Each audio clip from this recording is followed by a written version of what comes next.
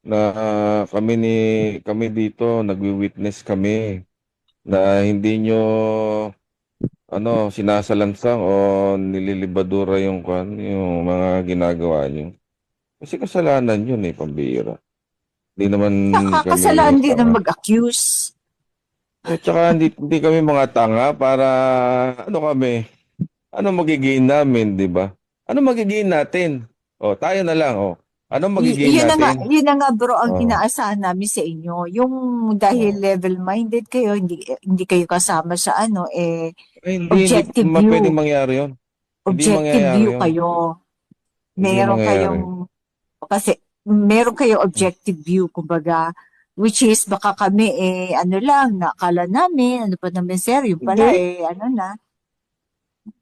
Ano kasi yun, sis, may tinatawag na utang na loob. Yung utang na loob ko sa mensahero, sa ilalim ng pangako ng ating alahaya, itinatanaw ko rin ng utang na loob yun. Ito na yun, pinapakita ko yun.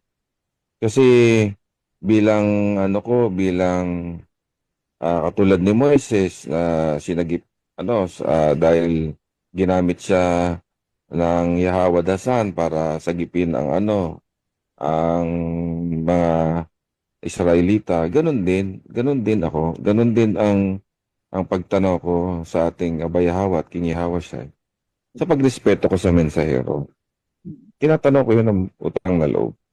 Kaya, yung sabi ko sa may bahay ko, sa pamilya ko, kung ano yung iniwan ng mensahero, which is isa kayo sa mga iniwan ng mensahero, doon ako. At doon ko gusto sila din sumunod. Salamat naman at ganun ang naging tugon sa akin. Kaya yun, gantimpala yun sa akin Yung mga pagsunod na to, yung pag-akay ko na may sumasama sa akin, ito'y yun gantimpala ito sa akin ng alahayam.